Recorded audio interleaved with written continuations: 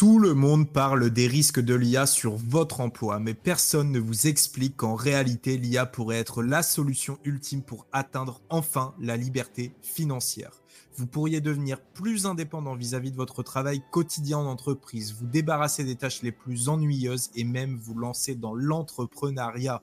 Face à l'automatisation croissante, vous avez le choix parmi les perdants ou les gagnants.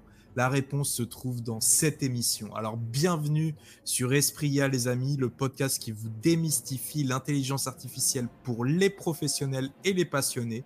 Je suis Alexandre, fondateur du média, et à chaque épisode, nous partons à la chasse au mystère de la tech en décryptant l'IA main dans la main avec des experts de premier plan. Aujourd'hui, j'ai le plaisir d'accueillir H Digital, entrepreneur qui utilise au quotidien l'IA, vous allez le voir, et également créateur de contenu. Depuis le Québec, il veille chaque jour à toutes les nouvelles IA qui sortent sur le marché pour nous les présenter sur son compte Instagram. Et c'est un grand plaisir de le recevoir aujourd'hui. Salut H, comment tu vas? Bonjour Alexandre, alors tout d'abord merci de m'accueillir sur ton podcast. Donc moi c'est H. Euh, Petit disclaimer, si jamais tu comprends pas quoi que ce soit dans ce que je dis parfois, n'hésite pas à me le dire. Je suis du Québec, donc je comprends tout à fait. Et donc comme je disais, je m'appelle H, je suis dans le domaine de l'IA depuis maintenant 2 ans et je crée du contenu depuis déjà quelques mois sur le sujet. J'aide principalement donc les gens en freelancing à améliorer leur productivité ainsi que leurs revenus dans le business. Eh ben écoute, on te comprend très bien, H. Je suis très content Super. d'avoir sur le plateau. Et aujourd'hui, on va parler productivité et freelancing avec toi. C'est parti. Avant de commencer, tout simplement, petit rappel, les amis, n'hésitez pas à mettre un 5 étoiles sur cette émission. On a besoin de vos 5 étoiles. Là, on n'en a que 14 sur Spotify. J'attends de vous qu'on dépasse à fond la barre des 14. Il faut qu'on atteigne au moins les 20 pour cette émission, les amis. Donc, allez-y, allez-y, allez-y. N'hésitez pas à vous abonner également, à partager cette émission à tous vos contacts qui sont intéressés sur le freelancing ou sur l'intelligence artificielle. Et puis également, vous pouvez nous faire un petit don sur Tipeee, le lien en description si vous souhaitez nous aider. C'est parti, tout de suite, on passe au tour du monde de l'IA.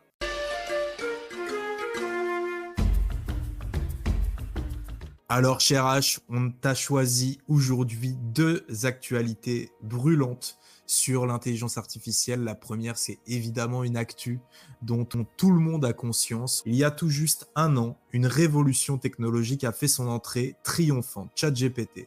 Bien plus qu'un simple outil, c'était le début d'une ère nouvelle où l'IA générative a commencé à redéfinir les contours de notre quotidien avec assurance. En seulement un an, l'IA générative a prouvé que n'importe qui pouvait générer des textes, des images, voire imiter des voix avec une précision stupéfiante en quelques clics seulement. Ceux qui se moquaient et plaisantaient sur les capacités de GPT 3.5 ont été rapidement réduits au silence, tandis que les esprits critiques sont de moins en moins enclins à minimiser le caractère révolutionnaire de l'IA.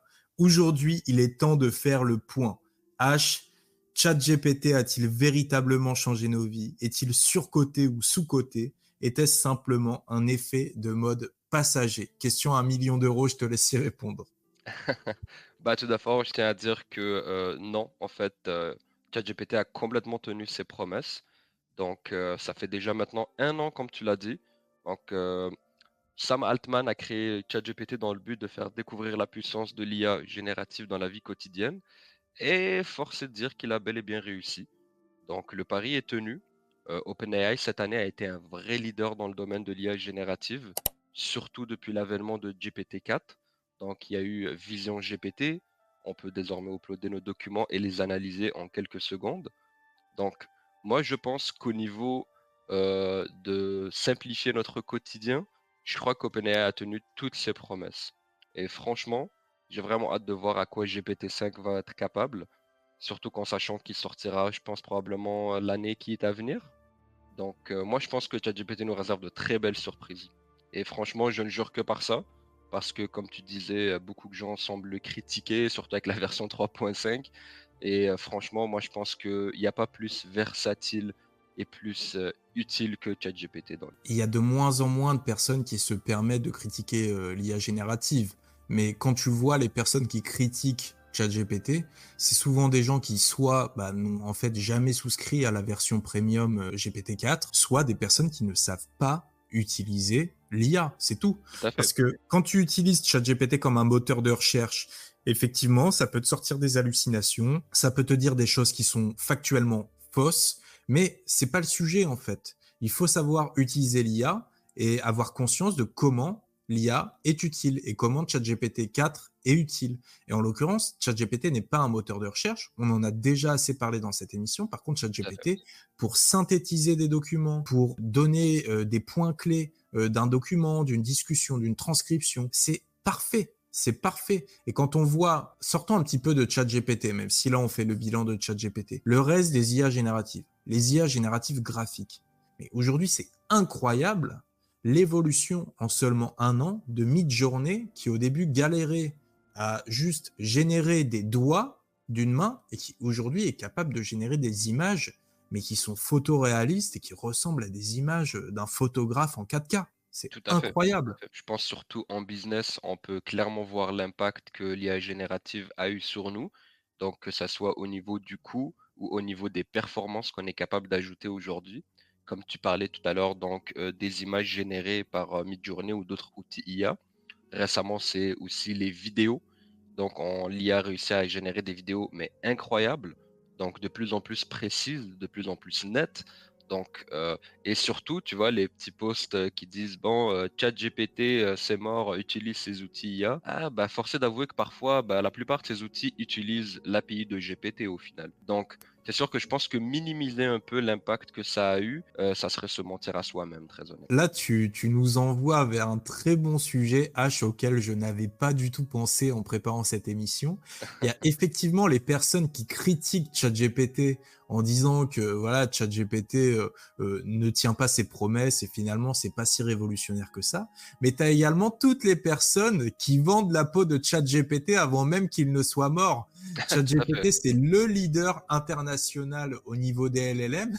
On a quasi l'impression, nous qui l'utilisons au quotidien avec toutes les nouvelles fonctionnalités qui arrivent, les GPTs, ChatGPT Turbo, etc., etc., en l'espace d'un an, mais ChatGPT, ça a été révolutionné. On a eu des dizaines et des dizaines de paramètres qui ont été rajoutés. Et à chaque fois, il y a des personnes qui nous annoncent que ça y est, le nouveau grand concurrent de ChatGPT est arrivé et que ChatGPT est déjà has-been. Bah franchement, bon courage pour le trouver. Ça pourra advenir à l'avenir, mais en tout cas pour le moment, on nous a parlé de Gemini, on nous a parlé de Bard, on nous a parlé de Grok. Très honnêtement, aujourd'hui, c'est difficile de faire mieux que GPT-4. Qu'est-ce que tu penses de ce type de poste, toi? Ah bah moi écoute, ça me fait très rire. Après bon, chacun ses goûts, il y en a qui vont préférer une plateforme à l'autre, mais comme tu as dit, pour arriver en ce moment à la cheville de ChatGPT, ah écoute, je crois que ça soit Bard, que ça soit Claude ou Perplexity qui fonctionne d'ailleurs sur GPT ou même Gemini, je pense qu'en matière de fonctionnalité et de versatilité, on est quand même assez loin de ce que GPT est capable. Donc qui sait, peut-être qu'à l'avenir, ils en seront, capables, mais pour le moment, selon moi, le meilleur outil dans le domaine, c'est ChatGPT. Eh ben écoute, très bien, H. De toute manière, tu nous parleras un peu tout à l'heure de comment tu utilises ChatGPT justement pour t'aider dans ta vie d'entrepreneur, dans ta vie de freelance. Je te propose d'abord qu'on passe à une seconde news. Dans l'ombre grandissante de la Grande Muraille, une nouvelle menace pour nos démocraties émerge. Une société de surveillance à Black Mirror. La Chine, autrefois considérée comme un suiveur dans le domaine de la technologie, se réveille désormais avec une ambition renouvelée. Aujourd'hui, j'ai voulu prendre l'exemple de Kai Fu Lee, qui est vraiment un personnage dont on entend de plus en plus parler dans le monde de l'IA. Ça fait d'ailleurs des années qu'on entend parler de lui. C'est Laurent Alexandre qui l'avait mis en avant la première fois que j'en ai entendu parler.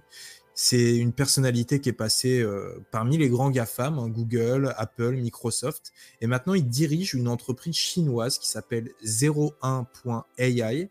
Et elle se fixe une seule mission, c'est défier la suprématie américaine dans le domaine de l'open source et de l'intelligence artificielle générative. Donc évidemment, aujourd'hui, c'était vraiment l'occasion pour qu'on revienne sur la vision chinoise de l'intelligence artificielle sur laquelle on a très peu d'informations parce que évidemment comme c'est un pays qui est très autoritaire avec un régime communiste qui est derrière toutes les grandes entreprises, eh bien on a beaucoup d'opacité sur ce qui se fait en matière d'intelligence artificielle alors qu'on sait qu'il y a des usages qui sont purement totalitaires en Chine, comme par exemple le social scoring, qui note avec des caméras augmentées les citoyens dans leur vie de tous les jours pour leur allouer des droits ou non en fonction de leurs comportements qui sont identifiés en temps réel dans la rue et les espaces publics. Et donc aujourd'hui, on voulait revenir justement sur eh bien, qu'est-ce qui se passe en Chine au niveau de l'IA, où en est la Chine par rapport aux États-Unis, par rapport à l'Europe. Voilà, on part en terre Black Mirror. H, tu as fait une enquête, on t'écoute. Super. Bah écoute, je dois dire qu'en fait, comme tu disais que ce qui se passe en Chine en ce moment par rapport à l'IA est assez opaque. Donc, selon moi, ça soulève énormément de questions éthiques. J'ai pu voir en fait là-bas que plus d'une cinquantaine de villes, voire même une centaine, sont déjà en train d'adopter donc la surveillance par IA, ainsi que le social scoring. Que ça soit des écoles, des villes ou même des régions rurales. En ce moment, on parle vraiment d'une généralisation de la surveillance par IA. Donc, ils seront bientôt capables là-bas, tout simplement en regardant quelqu'un par caméra, de savoir donc ses dettes, ses antécédents judiciaires, que ce soit même ses petites infractions. C'est sûr qu'à ce niveau-là, c'est une surveillance qui est selon moi constante et qui collecte des données à échelle massive, et ce, en ne respectant pas les droits de l'homme, malheureusement. Donc, c'est sûr qu'à ce niveau-là, euh, c'est un gouvernement qui est communiste. Et donc, c'est sûr que là-bas, pour eux, c'est une solution radicale qu'ils ont décidé d'opter. Et d'ailleurs, si on se renseigne, on regarde qu'en fait, même la population est tout à fait d'accord avec ça. Surtout les gouvernements de plusieurs villes, eux, ils tiennent absolument à adopter ça au plus vite.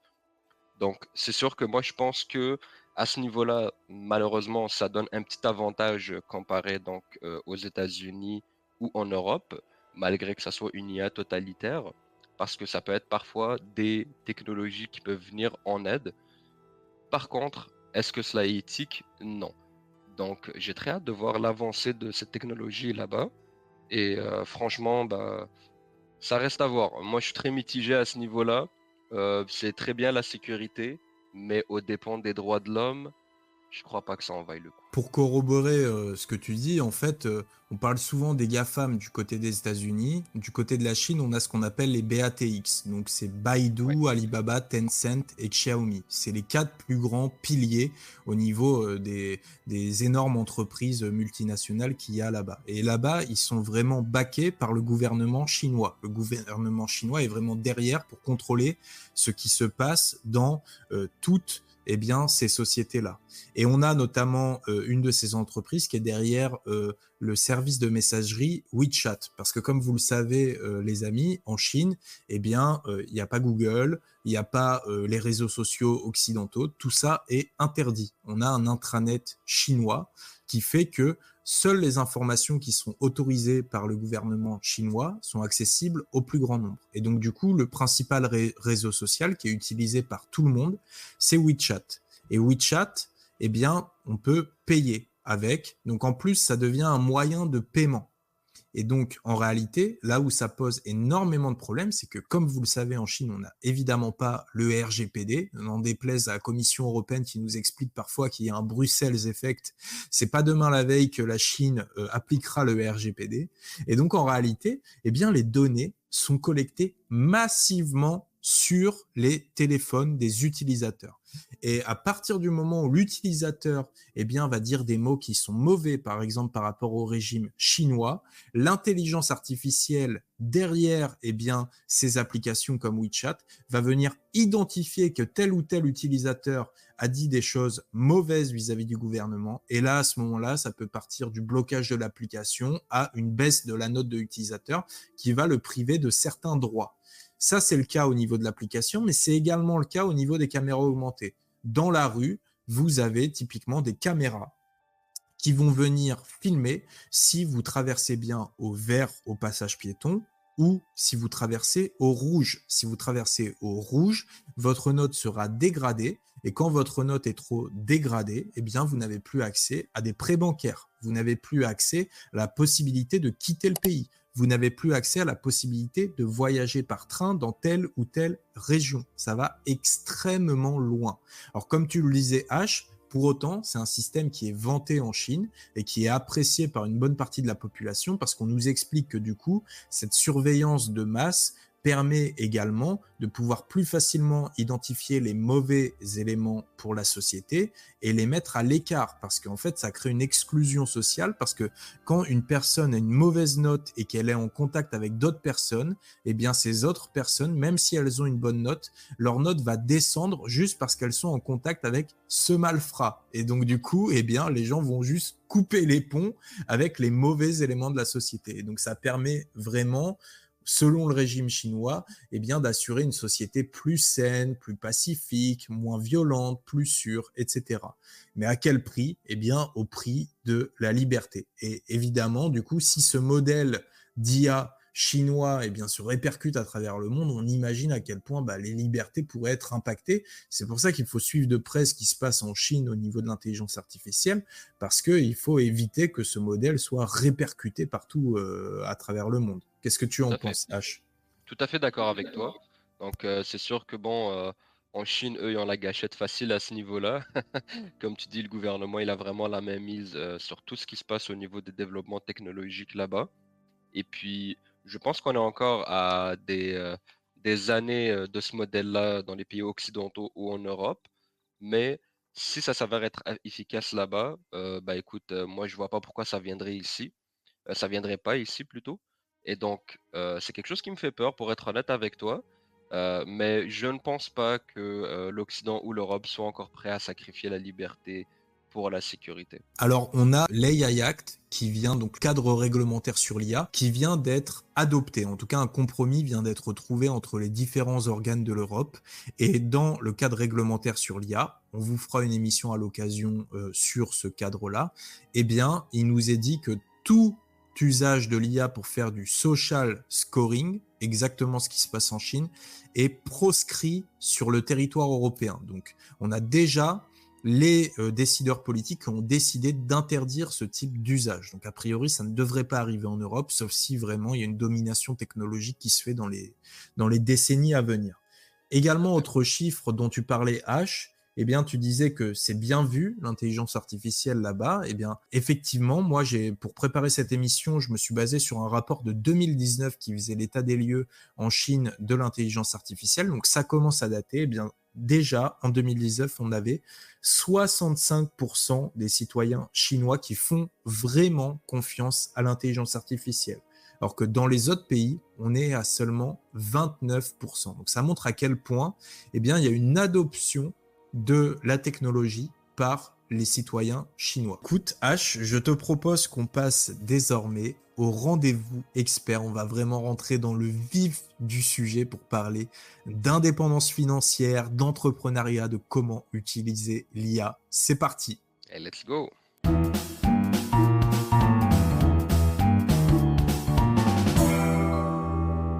Alors, mon cher H, on le disait, toi, tu as vraiment une expertise dans l'intelligence artificielle, donc comment s'en servir au quotidien pour pouvoir bien, devenir plus indépendant.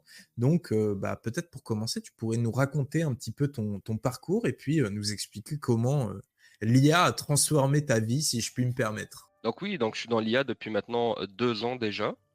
Il faut savoir qu'à la base, je suis graphiste de profession. Je me suis découvert, que par la suite une passion pour le copywriting et le marketing, domaine dans lequel je travaille déjà depuis maintenant 6 ans.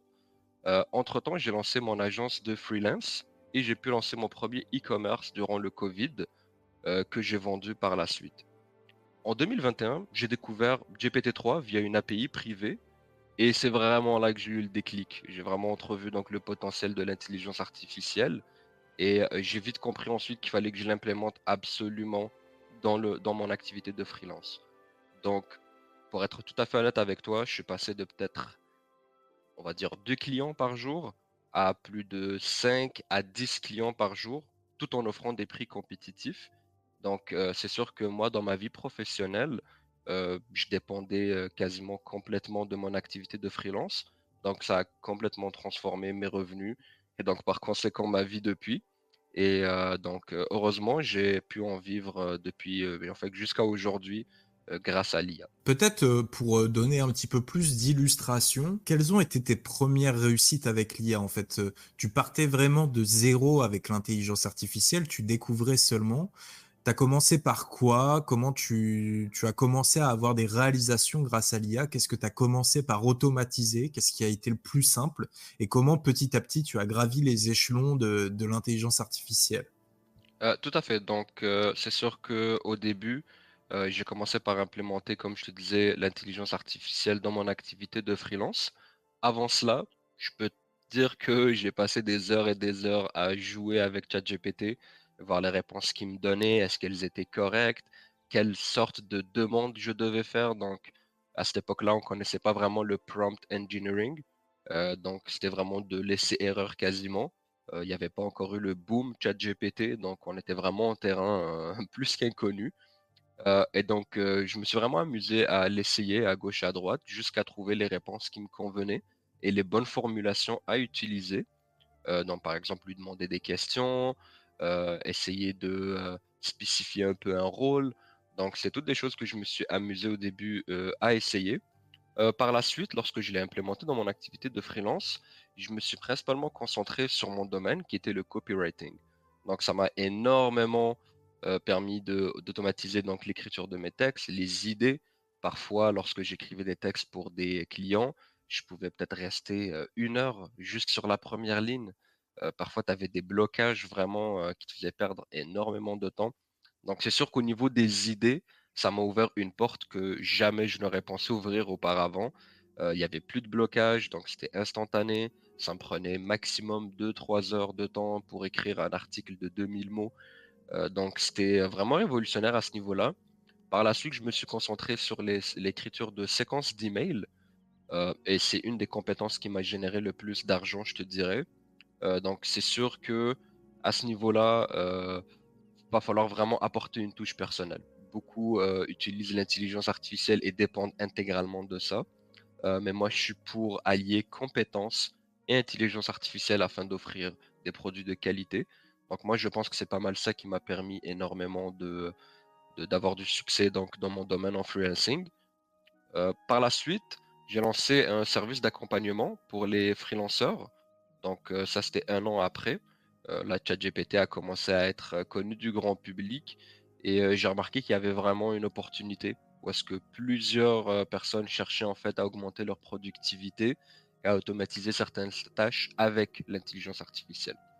Et donc depuis, j'enseigne à plusieurs personnes comment faire leur première vente, que ça soit sur Fiverr, Upwork ou d'autres plateformes de freelancing, et ce, en toute transparence. Parce que, bon, on parlait un petit peu des difficultés avec l'IA. Je te cache pas qu'au début, j'étais vraiment dans un idylle. Ça se passait super bien pendant 1 an et demi. Les clients, ça rentrait vraiment à flot. Lorsque ChatGPT fut connu du grand public, je te cache pas que beaucoup de clients sont devenus réticents par rapport à prendre des services de copywriting, parce qu'en fait, ils se disaient tout simplement, bah, pourquoi j'engagerais quelqu'un alors que je peux le faire via un outil, tu vois? Surtout avec toutes les publicités qu'on voit passer sur Internet, qui te montrent que tu peux écrire un blog en 2 minutes. Alors n'importe qui peut le faire.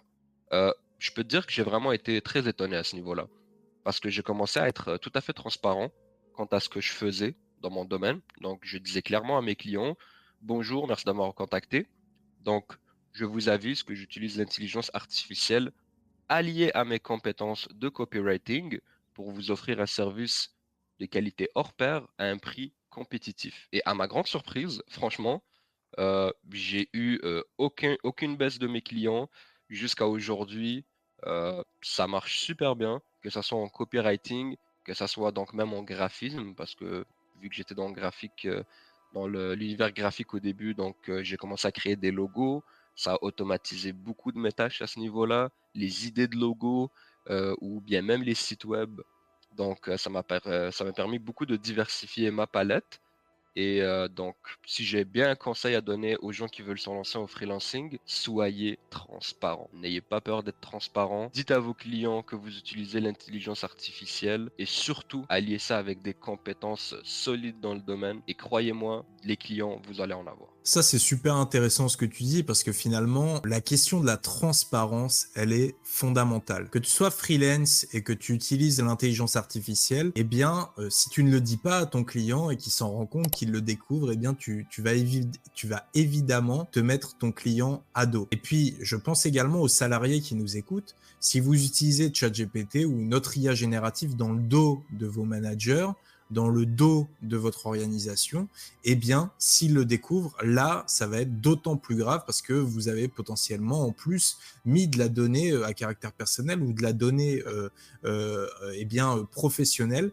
sur un outil d'IA sans le dire à vos patrons. Et donc, c'est la raison pour laquelle il vaut mieux toujours être transparent. En entreprise, soit ils vont accepter tout de suite, soit ils vont vous dire, bon, bah, on va mettre en place un protocole pour que tu puisses utiliser ces outils-là. Et puis, en tant que freelance, eh bien, tout simplement pour être fidèle vis-à-vis des clients. Et en l'occurrence, tu le disais, ça peut paraître étonnant, tu n'as pas subi en fait de baisse de clients lorsque tu as dit que tu utilisais l'IA, alors même qu'on aurait pu penser que ça aurait pu rebuter certains clients qui auraient pu te dire ah tu utilises l'IA, ah finalement je suis pas d'accord pour que tu fasses ce service-là pour moi. Tout à fait, exactement. Et puis, c'est vraiment de les mettre en confiance. Donc, c'est sûr que lorsque tu leur expliques que tu as déjà des compétences dans le domaine et que tu te sers de l'IA bah, uniquement en fait pour faciliter ton processus de production, bah en fait là ils sont contents parce qu'ils comprennent tout de suite qu'ils vont recevoir un service de qualité. De plus, le prix va être compétitif. Donc c'est sûr qu'à ce niveau-là, il faut savoir mettre un peu d'eau dans son vin et savoir quand même donner des prix compétitifs, car en sachant que vous venez de quadrupler quasiment le nombre de clients que vous pouvez faire par jour. Donc faut pas être trop gourmand. Mais moi je pense que là vraiment la formule, c'est d'offrir des prix compétitifs, d'être transparent et d'avoir des compétences de base dans le domaine. Et franchement, à long terme, ça ne peut qu'être bénéfique. Faut pas oublier que pour tout travailleur indépendant, il y a des services de notation. Donc, c'est sûr que si vous mentez à vos clients, si vous essayez un petit peu de dire que vous faites le travail vous-même et que finalement, ben, en faisant un petit test de détection, on se rend compte que ça a été généré 90% par l'IA, ça risque franchement de se répercuter sur vos notes, sur votre plateforme de freelancing. Eh bien, écoute, super H. Effectivement, c'est super important d'être transparent, que ça soit vis-à-vis de ses clients ou également bah, vis-à-vis de son organisation hein, en entreprise quand on utilise une IA. Maintenant que tu nous as parlé de comment tu utilisais l'IA, eh bien, on a envie de te poser la question. Quelles sont les IA que aujourd'hui tu utilises et que tu conseillerais aux gens qui nous écoutent, que ce soit pour du copywriting ou également bah, pour d'autres usages que tu as toi au quotidien? C'est quoi les indispensables? Tout à fait. Bah, en fait, pour commencer, il y a le grand chat GPT que j'utilise vraiment au quotidien, que ça soit pour ma rédaction ou même pour me donner des idées, pour brainstormer des idées. Donc franchement, c'est sûr que au niveau du copywriting, beaucoup vont aller privilégier des plateformes comme Copy AI, WriteSonic, même Jasper. Par contre, selon moi, ça reste inutile parce qu'en fait, elles sont toutes basées sur des API de ChatGPT. Le seul avantage qu'ils offrent, c'est qu'ils ont déjà des templates déjà faites. Donc, ce sont déjà des modèles que tu peux utiliser, par exemple une publicité Facebook. À ce moment-là, tu n'as qu'à entrer les détails de ta compagnie, ton produit, et l'IA va générer directement donc ta publicité Facebook. Ok, alors Par contre, disons que la base, c'est peut-être plutôt ChatGPT et puis les autres dont tu as parlé pour des demandes bien spécifiques. Mais vu qu'on s'adresse également à des débutants qui souhaiteraient se lancer dans le domaine du freelancing ou de l'intelligence artificielle, même en entreprise ou dans leur vie personnelle, eh bien, dis-nous clairement comment tu t'y prends pour demander à ChatGPT d'organiser tes idées, de te créer des idées. Comment tu fais? tout à fait, ben, en fait, tout est dans le prompt.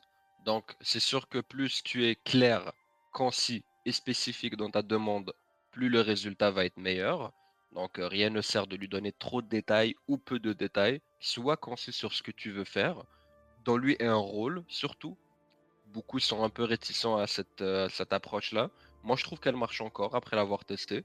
Si tu lui donnes un rôle versus si tu lui en donnes pas, les résultats sont complètement différents. Donc, c'est sûr que si tu veux, par exemple, faire des recherches par rapport à un fait scientifique, bah, en fait, faut que ton IA agisse comme tel. Donc, plus tu es spécifique au niveau du rôle et surtout du format ainsi que du résultat que tu veux qu'il te génère, à ce moment-là, tu vas avoir la réponse parfaite à ta demande. Surtout que j'ai envie de dire, maintenant, il n'y a plus d'excuses pour les flemmards qui n'ont pas envie d'écrire des prompts à rallonge. Parce que sur ChatGPT version mobile, désormais, et c'est ce que je fais moi personnellement, toutes mes prompts, je les fais en note vocale. On peut tout simplement s'enregistrer en train de parler. Et moi, c'est simple, je raconte ma vie à ChatGPT. Oui, alors ChatGPT, aujourd'hui, tu vas agir comme un coach sportif et tu vas particulièrement être compétent dans les conseils que tu vas pouvoir me donner pour me motiver à aller à la salle de sport. Alors, je souhaite que tu me donnes 10 exercices à faire pour la salle de sport avec des éléments de motivation. Et tout simplement, ça, on peut le dire à l'audio, ça nous prend 10 secondes et on a la réponse de ChatGPT. C'est tout simplement incroyable de pouvoir le faire en note vocale et pour les personnes qui n'ont pas envie de prendre 10 minutes à écrire, eh bien, vous pouvez faire des prompts qui sont beaucoup plus longs en respectant encore une fois ce format d'attribuer un rôle, de donner des éléments de contexte, de donner des éléments sur la réponse que vous attendez. Et une fois que ça c'est fait, tout simplement à l'oral, eh bien, vous avez la réponse comme par magie. Je ne sais pas si toi tu utilises la saisie vocale, mais pour moi c'est révolutionnaire. Je ne fais plus que C'est ça. c'est vraiment bien que tu en parles parce que franchement, parfois, j'ai même l'air d'un fou dans la rue à parler à mon téléphone. Et franchement, depuis qu'ils l'ont mis, je peux plus m'en passer. Faut savoir que je suis productif, mais derrière ça, il y a une grande flemmardise aussi, ce qui m'a poussé à trouver beaucoup de raccourcis, on va dire, pour réaliser mes travaux. Et donc, d'avoir l'option vocale sur ChatGPT, c'était vraiment incroyable parce que tu peux faire de très longues demandes, des demandes encore plus spécifiques. Et ce qui est incroyable, c'est que franchement, ChatGPT va saisir mot pour mot ce que tu dis. Donc, franchement, moi, ça m'a beaucoup aidé. Sinon, pour les plus flemmards d'entre nous, j'ai une autre solution aussi. Cette fois-ci sur PC, ça serait de télécharger l'extension gratuite, donc AIPRM. Donc, c'est une extension qui s'intègre facilement à ChatGPT et qui vous permet tout simplement de naviguer à travers des milliers de prompts déjà établis. Donc, que ce soit pour le marketing, copywriting, même le prompting pour mid-journée. Donc, il peut vous générer des prompts pour absolument tout et c'est juste incroyable. Donc, vous n'avez qu'à naviguer. Vous pouvez même voir combien de personnes l'ont téléchargé, la notation. Et franchement, si vous ne voulez pas vous casser la tête à écrire des prompts ou que vous ne voulez pas apprendre comment, je vous suggère fortement d'utiliser AI PRM. Écoute, super conseil. J'ai envie qu'on parte sur des considérations qui sont plus sociétales, sociales, sur ce qui va arriver dans les années à venir, en tout cas ce qui est prévisible dans le monde du travail et pourquoi l'intelligence artificielle risque bien de nous pousser à devenir agile, à prendre conscience de la nécessité de monter en compétence sur le sujet et de vite, vite, vite le faire. Bien sûr, tout à fait. Alors moi, j'ai vu récemment que certains penseurs de plateaux télé, des bien-pensants, des techniciens de l'intelligence artificielle, qui ont pignon sur rue dans les médias, eh bien, nous alertent sur le fait que nenni, il n'y a pas de guerre de l'intelligence artificielle. Non, c'est faux. Il n'y a pas de guerre, il n'y a pas de sentiment d'urgence à avoir sur l'intelligence artificielle. Le combat géopolitique, il n'existe pas. Le combat entre innovation et réglementation, c'est une fable. Le combat socio-professionnel qui mettrait en concurrence l'IA avec les travailleurs, pareil, aucune raison d'avoir peur. Je suis en total désaccord avec ça et j'ai vraiment envie d'être sincère avec les gens. Chers auditeurs, vous qui nous écoutez, c'est la merde. C'est la merde. Ça va être compliqué des années à venir si vous ne réalisez pas à quel point il va falloir rapidement que vous montiez en compétence sur l'IA. On l'a déjà dit dans cette émission, les premières personnes à être remplacées, ce ne seront pas des personnes qui seront remplacées par l'IA, mais des personnes qui seront remplacées par des personnes qui savent utiliser l'IA. Et ça sera le cas chez les cols bleus, mais également chez les cols blancs, dans quasiment toutes les catégories socio-professionnelles. En tout cas, c'est ce qui est prévisible.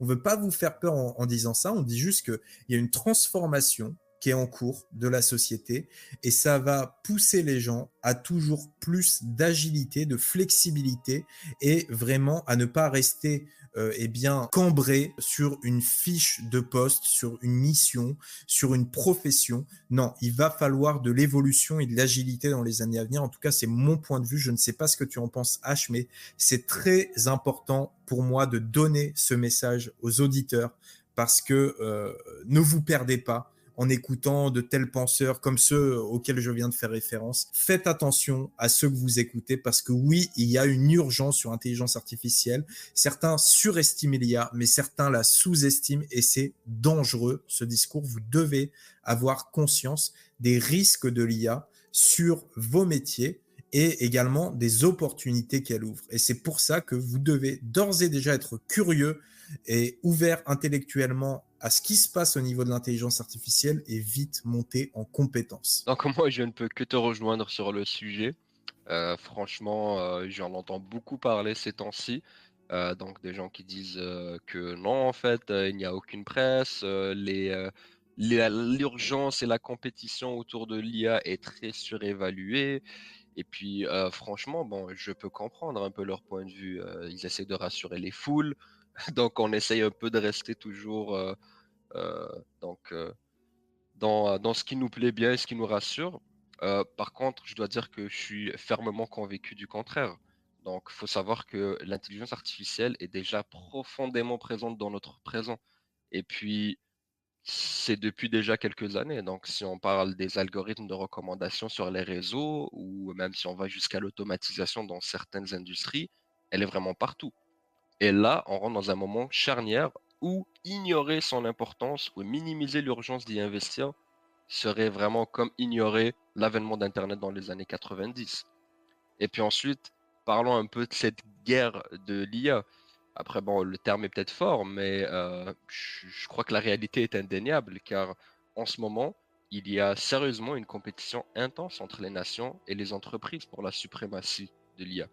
Donc, ne pas le reconnaître, je pense que c'est de se condamner soi-même et condamner donc tout un pays ou une organisation à rester à la traîne dans une course qui est bel et bien réelle.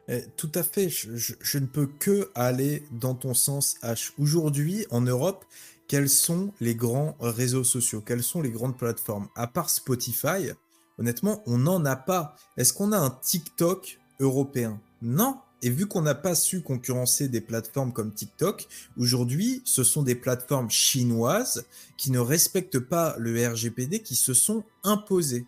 Et là, on parle simplement de réseaux sociaux. Mais quand on parle d'intelligence artificielle qui va pouvoir aborder tous les aspects de notre vie dans les années à venir, on ne parle pas d'un effet de mode. On ne parle pas de quelque chose qui a fait beaucoup parler avec l'émergence de ChatGPT et qui va retomber comme un soufflet. Non, là, on parle vraiment de quelque chose qui est tangible aujourd'hui déjà dans nos vies et qui n'a aucune raison de se stopper. Ça va continuer et c'est pour ça qu'il faut absolument avoir conscience de la révolution technologique qu'on est en train de vivre parce que si on nie cette révolution en minimisant la guerre de l'IA qui a lieu, eh bien simplement, on va se prendre un tsunami dans la face et on ne sera pas en mesure de pouvoir s'adapter et conserver son emploi. Beaucoup de gens parlent d'un grand remplacement. Est-ce qu'on va avoir, j'ai plutôt envie de dire, une grande automatisation des postes? Tout à fait, je préfère mieux le terme automatisation parce que le remplacement fait un peu trop dramatique à mon goût. Je pense que effectivement, on risque de s'en aller vers là dans le futur. Après, moi, je pense que franchement, c'est déjà en train de transformer le marché du travail. Beaucoup d'emplois, particulièrement ceux qui sont basés sur des tâches répétitives, vont être remplacés. Mais est-ce que c'est nécessairement une mauvaise nouvelle? Je crois pas. Parce que bon, c'est sûr qu'à ce niveau-là, les gens vont toujours pouvoir s'orienter vers la formation continue en entreprise.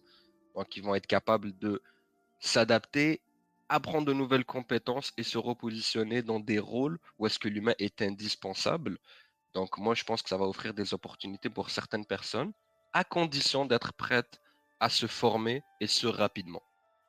Je pense aussi qu'il y en a qui vont trouver une porte de sortie, avec les travails autonomes, donc par exemple en freelancing comme on en parlait, car aujourd'hui, entre toi et moi, lancer un business, lancer, une marque, c'est devenu plus facile que jamais et moins coûteux que jamais.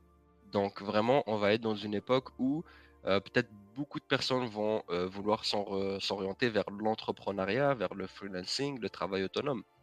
Ensuite, peut-être que cela va créer peut-être une saturation à un certain moment. Il faut voir le revers de la médaille, comme ce qui s'est passé avec Uber Eats dans certaines régions, où est-ce qu'il y a plus de chauffeurs, de livreurs que de personnes pour préparer la nourriture. Donc parfois, ça peut créer un petit débalancement. Mais moi, je pense qu'il ne faut pas voir ça d'un certain œil, car oui, certes, beaucoup d'emplois sont menacés, mais je pense que ça ne se passera pas d'aussitôt, quoi.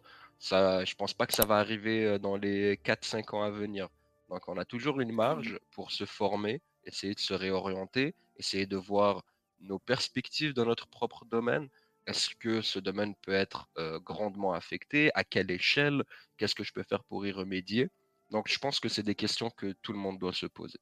Ouais, donc en tout cas, à court terme, ça veut bien dire qu'il va y avoir une nécessité, en tout cas, de finalement arrêter de miser tout son travail sur simplement des connaissances ou des compétences et en fait être de plus en plus agile au niveau de ses connaissances et d'ailleurs s'appuyer sur l'IA pour acquérir des connaissances parce que demain l'IA sera également en mesure de vous fournir et de vous apporter de la connaissance et par contre développer de plus en plus de compétences et en continu pour avoir vraiment une flexibilité, une agilité qui vous permettra de ne pas rester campé sur une fiche de poste dédiée parce que vous allez devoir évoluer soit dans votre organisation, dans le monde professionnel, soit eh bien, en tant que freelance. Également, on parle souvent dans le domaine de l'IA, on parle souvent de la destruction créatrice de Schumpeter. C'est en fait le principe de dire qu'à chaque grande révolution industrielle, eh bien, on a eu des emplois qui ont évidemment été détruits,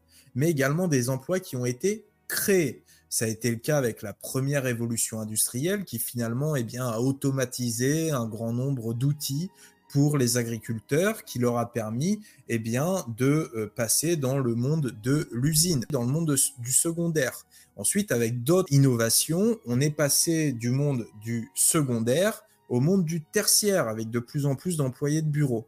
Est-ce que l'IA va pousser à cette destruction créatrice? Est-ce que de nouveaux emplois vont pouvoir être créés? On parle souvent de prompt engineer, on parle également eh bien, de personnes qui seront en mesure de pouvoir assurer la confiance de l'intelligence artificielle en entreprise. J'entends parler de ce qu'on appelle les digital ethic officers qui vont venir piloter en fait le déploiement éthique de l'IA en entreprise, un petit peu sur le même principe que les data protection officers sur le RGPD. On a évidemment les data scientists, on a les product owners sur l'intelligence artificielle. Voilà, là j'ai donné 4 exemples. Est-ce que tu penses que beaucoup de métiers vont se créer dans le monde de l'IA? Tout à fait, comme tu as dit, qui dit métier supprimé dit d'autres métiers qui vont être créés. Donc, parfois, une solution peut apporter des problèmes, ce qui signifie qu'il y aura plus d'emplois. Donc, c'est sûr qu'à ce niveau-là, comme tu l'as cité, toutes les personnes qui vont être donc spécialisées dans l'IA, donc le prompt engineering, des développeurs de machine learning, des spécialistes dans l'éthique de l'intelligence artificielle ou peut-être même les experts en automatisation IA. Donc, à ce niveau-là, ça va créer énormément de demandes. Vois-tu, récemment, j'ai commencé à proposer des, services d'automatisation ici à Montréal, où est-ce que j'habite et puis, franchement, rien qu'à voir, les gens qui ne connaissaient pas ça et qui veulent absolument s'orienter vers ça, ça démontre déjà que le besoin est que croissant.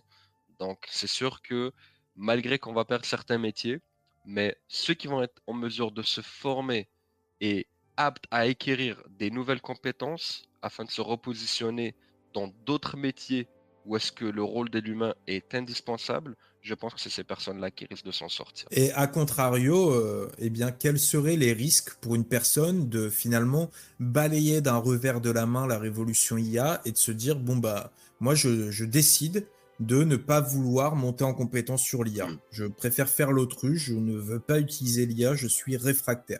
Quelles sont les conséquences potentielles pour son avenir?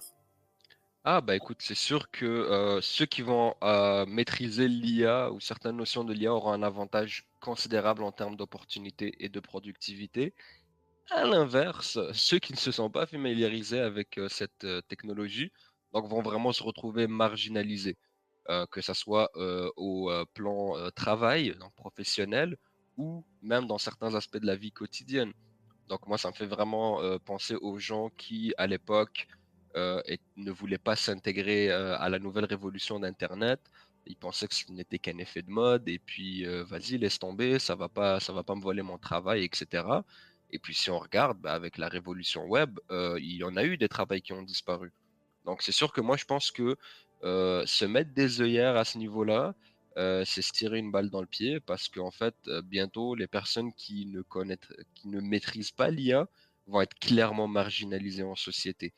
Et puis, ça n'arrivera peut-être pas dans 3, 4, 5 ans, mais moi, je pense que dans quelques années, on va y être. Tout comme Internet l'a été il y a déjà 20 ans maintenant.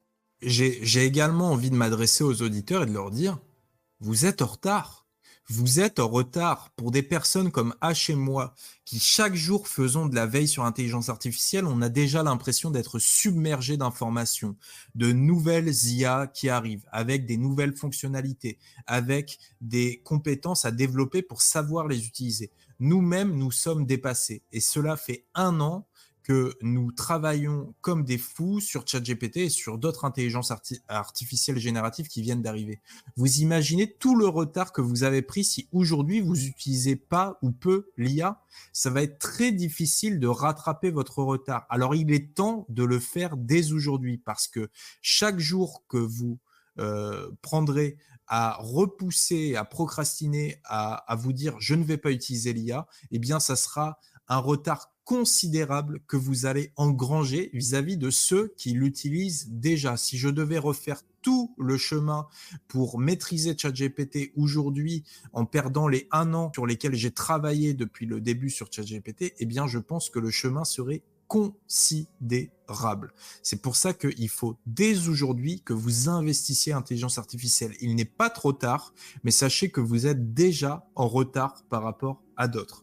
Alors pour finir, cher H, sur une note un petit peu plus positive et puis pour inciter, eh bien évidemment les auditeurs à monter en compétence sur l'intelligence artificielle, que ce soit des salariés ou des freelances, quels conseils tu leur donnerais pour progressivement utiliser l'IA et atteindre la liberté financière par plus de productivité? Et quelles seraient également les erreurs à éviter? Je vous ai concocté quelques petits conseils, spécialement pour les entrepreneurs ou les freelanceurs qui veulent automatiser donc des tâches avec l'intelligence artificielle. Donc, premièrement, moi, je vous suggère fortement d'évaluer tout d'abord les besoins et les possibilités qui s'offrent à vous. Donc, identifier les tâches répétitives, les processus qui consomment énormément de temps et qui peuvent être automatisés d'une certaine façon. Donc, ça peut être la gestion de vos clients, analyse de données, rédaction, processus administratif. Donc, une fois que vous les avez identifiés, moi, je vous conseille tout d'abord de vous investir dans la formation et le conseil. Donc, pourquoi je dis ça? Parce que ça va vous donner quand même un avantage très compétitif par rapport aux autres. Donc, c'est bien d'utiliser un outil IA, mais c'est encore mieux de le maîtriser à 100%. Donc, c'est pour ça que je recommande toujours aux gens de se former à fond. Si vous voulez automatiser votre business, je vous suggère de vous former sur des plateformes d'automatisation, comme par exemple Make.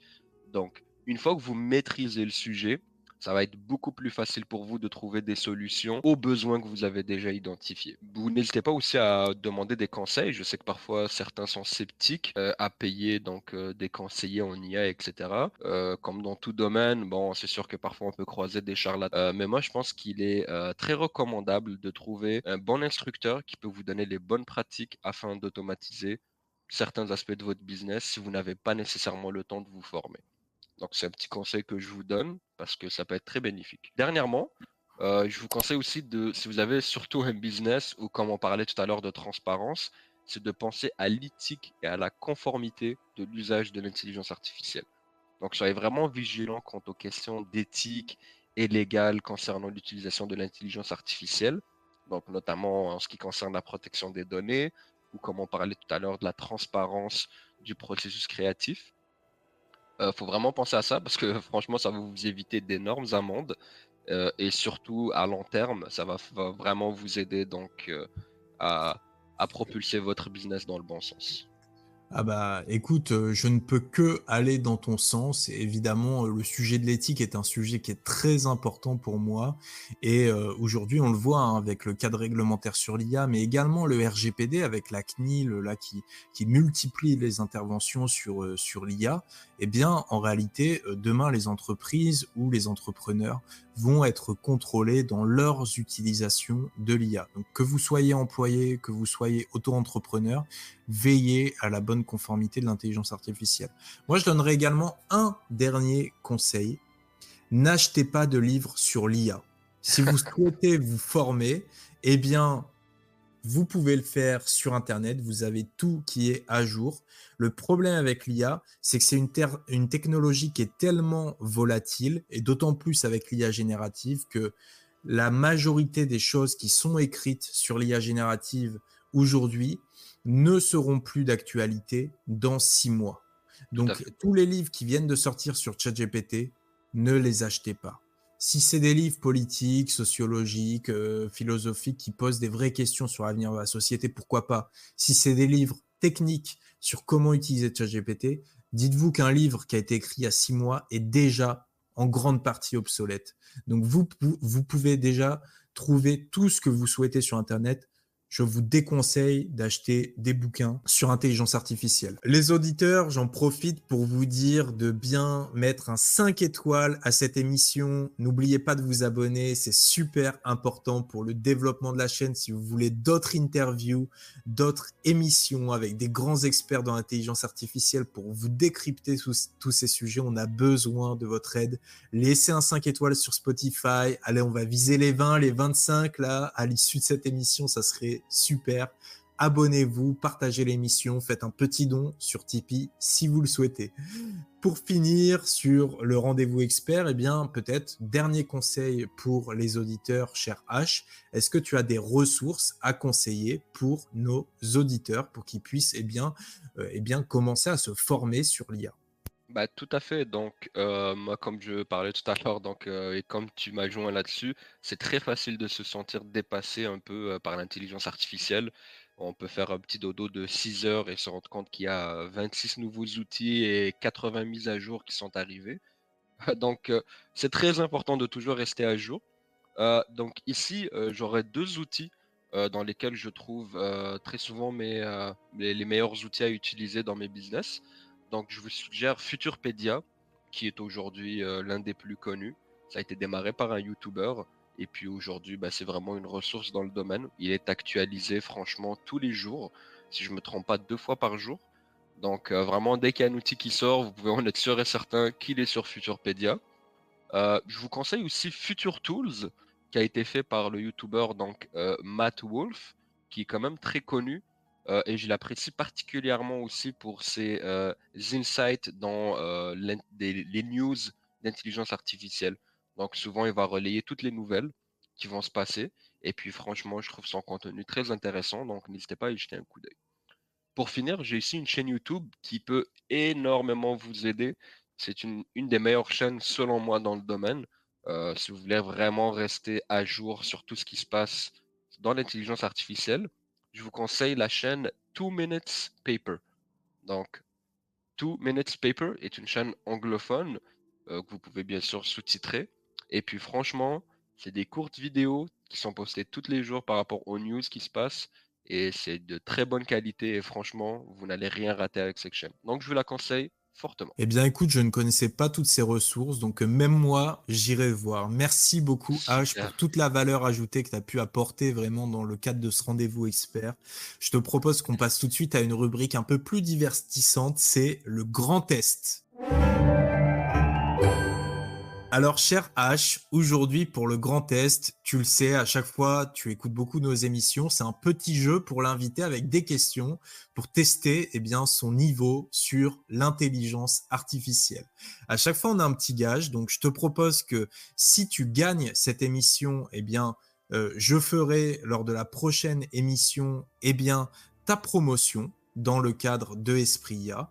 Et si tu perds, tu devras faire une vidéo ou un post sur Esprit IA sur ton compte Instagram H Digital. Est-ce que tu relèves le défi Mais H? vas-y alors, je relève le défi et je respecterai le pari. Eh bien, parfait. Attention, ça va être difficile aujourd'hui. On t'a concocté un question pour un champion. Je ne sais pas si tu connais cette émission qui était animée à l'époque par Julien Lepers, mais on a Julien Lepers en personne qui va venir aujourd'hui pour te poser des questions sur l'IA. Super.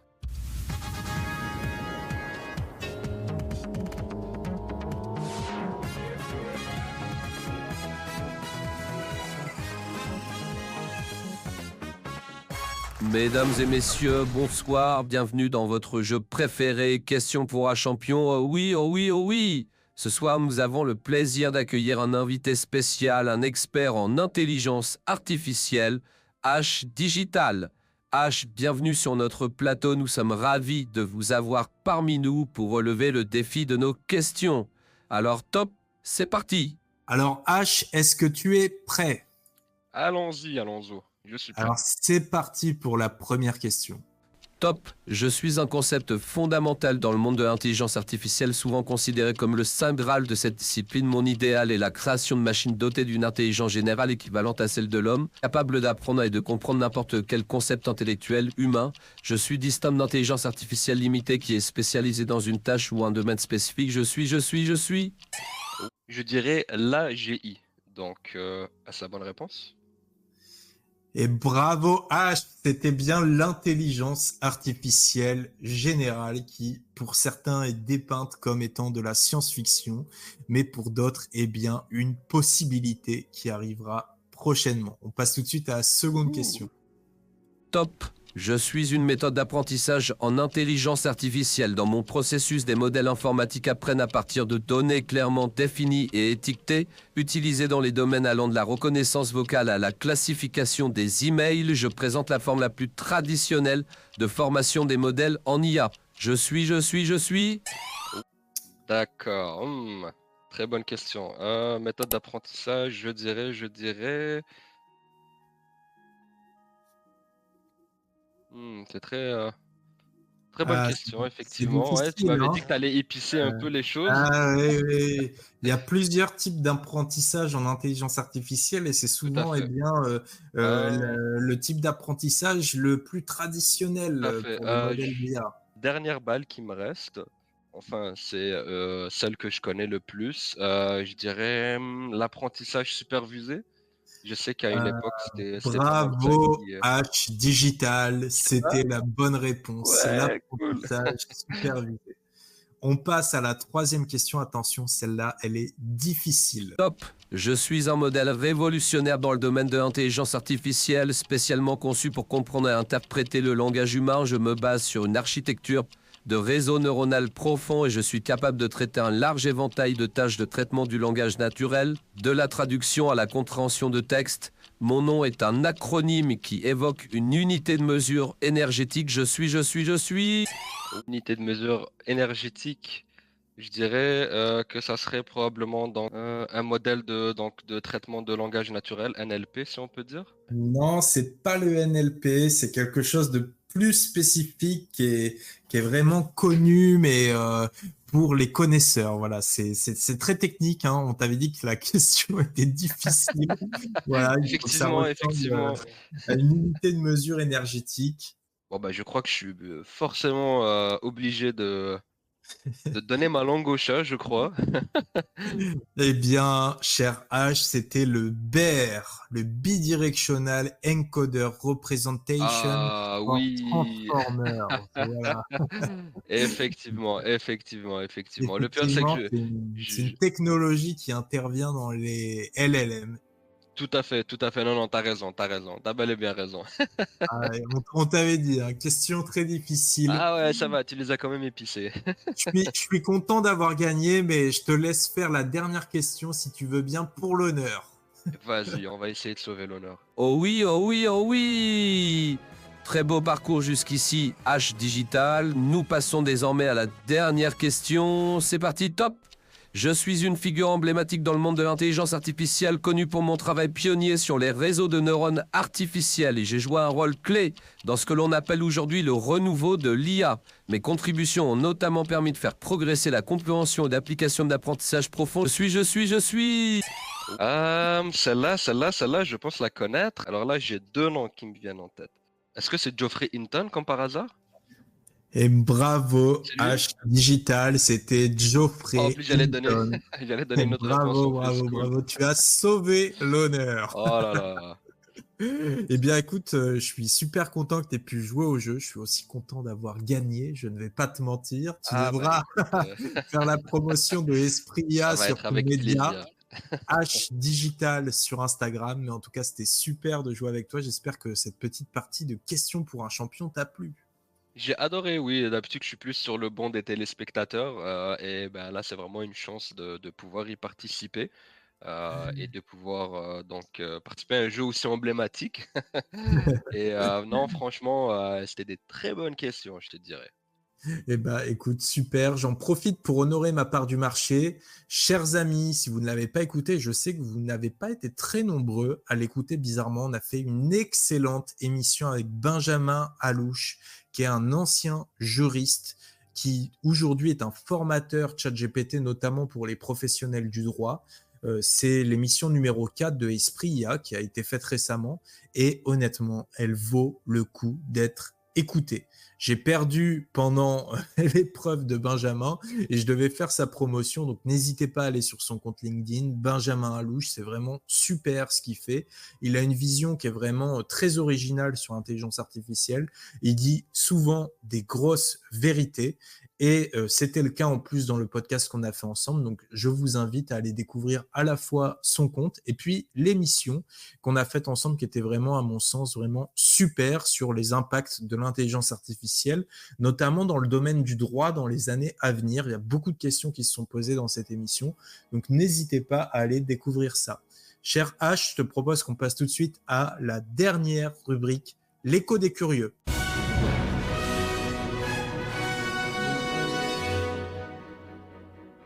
Alors, comme vous le savez, chers auditeurs, l'écho des curieux, c'est la rubrique qui vous donne la parole. Et à chaque fois, on vous propose un petit scénario en amont pour vous faire réagir. Et là, le scénario d'aujourd'hui, c'était évidemment en lien avec l'emploi et le monde professionnel et les évolutions qu'il va potentiellement connaître avec l'IA. Voici le scénario.